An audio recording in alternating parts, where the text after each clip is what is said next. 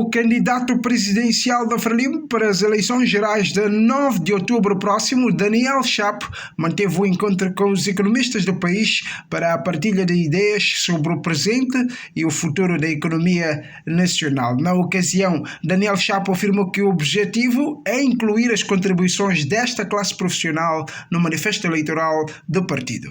Onde é que estão os constrangimentos para que durante esses cerca de 49 anos de independência, próximo ano vamos fazer 50 anos, não saiamos deste marasmo em que nós nos encontramos?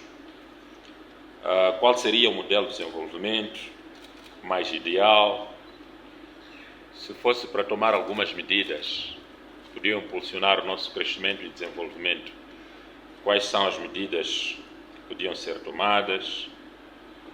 E vários outros conselhos que os economistas podem dar, por forma que realmente haja o processo de desenvolvimento.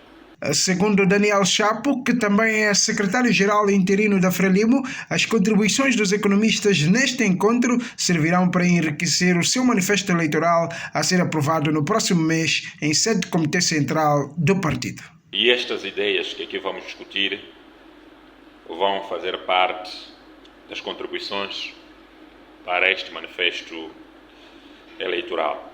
E os vários encontros que nós temos feito com os estratos sociais é exatamente para enriquecer o manifesto eleitoral.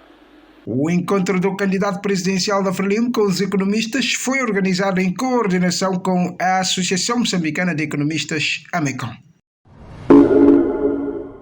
A Associação Moçambicana de Economistas, AMECOM, está preocupada com a sua exclusão na composição do Comitê de Supervisão do Fundo Soberano, entidade responsável pela gestão das receitas do gás natural da Bacia do Rovuma. A preocupação foi apresentada no encontro que a AMECOM manteve com o candidato presidencial da Frelimo, Daniel Chapo.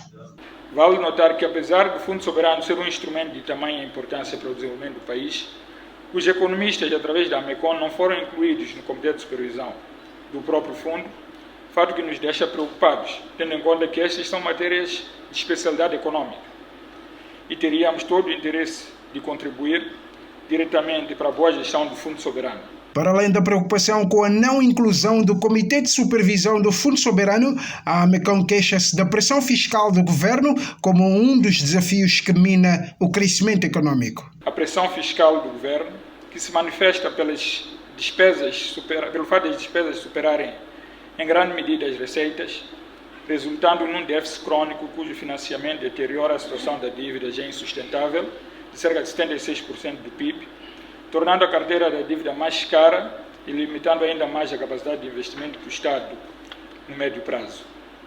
Será necessário atacar este problema de ambos os lados, tanto do lado da receita como do lado da despesa, conciliando várias correntes de pensamento econômico aqui presentes. Neste encontro com economistas, Daniel Chapo colheu as contribuições desta classe profissional para a melhoria do desempenho da economia nacional. A Comissão Política da Frelimo, reunida em sessão ordinária, anulou todo o processo interno de eleição de candidatos a deputados da Assembleia da República e membros da Assembleia Provincial. A inédita decisão surge na sequência de denúncias fundamentadas de terem ocorrido violações graves contra os estatutos da Frelimo e da diretiva sobre eleições internas. A título de exemplo, a Organização da Mulher Moçambicana na Zambésia impugnou os resultados eleitorais através de um requerimento dirigido ao presidente do partido, Felipe Jacinto Nhusse, onde denuncia atos de corrupção e abuso de poder por parte do Secretariado Provincial da Frelimo naquela província. A OMM na Zambésia solicita a reposição da justiça, devolvendo os seus assentos alegadamente entregues a jovens empresários por terem pago valores monetários, bem como a namoradas dos chefes do partido. A lista da Assembleia da República, ora anulada pela Comissão Política, é liderada por Elder Injojo, deputado e primeiro vice-presidente da Assembleia da República, em eleições onde confirmaram a queda de Caifadine Manasse, deputado e antigo membro do secretariado do Comitê Central da Frelimo.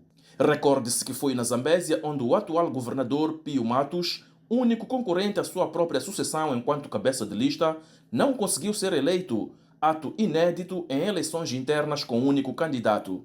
Para além da anulação das eleições internas, a Comissão Política determinou a cessação imediata de todo o secretariado do partido naquela província, liderado por Paulino Lenço, que em anos anteriores disse o seguinte a propósito da força da Frelimo. O meu conselho pessoal, não fale muito, porque a Frelimo tem ódios para ver.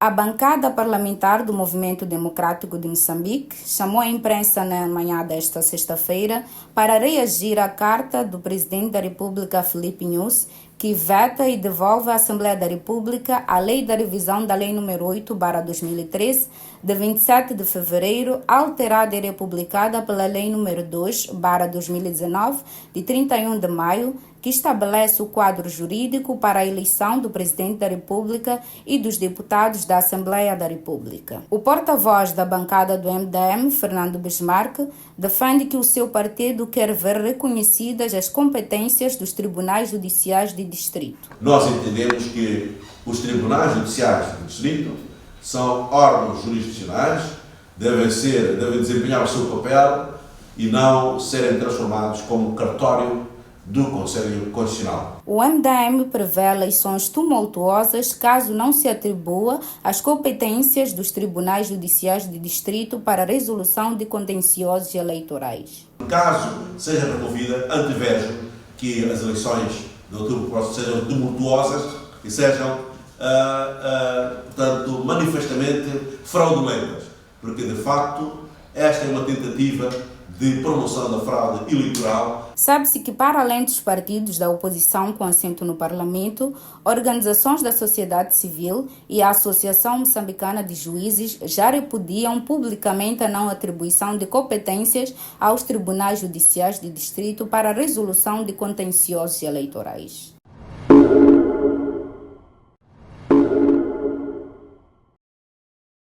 O Congresso Nacional Africano ANC, que perdeu a maioria absoluta nas eleições gerais de 29 de maio último, anunciou esta quinta-feira a intenção de formar um governo de unidade nacional para os próximos 5 anos.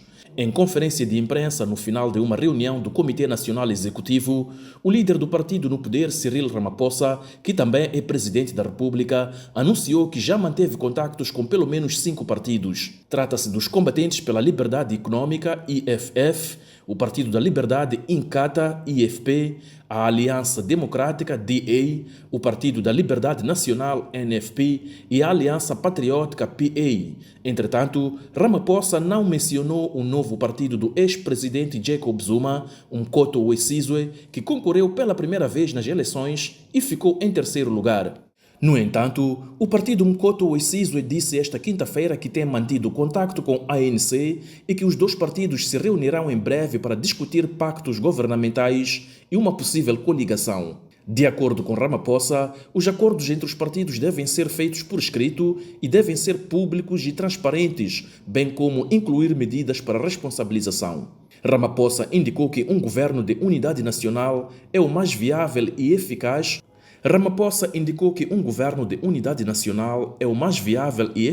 para atender às expectativas de todos os sul-africanos, neste momento após as eleições mais contestadas dos últimos 30 anos na África do Sul. O ANC perdeu a maioria absoluta nas eleições de 29 de maio último, caindo de 57,50%, correspondente a 230 deputados em 2019, para 40,18% dos votos, elegendo apenas 159 mandatos na Assembleia Nacional de 400 assentos.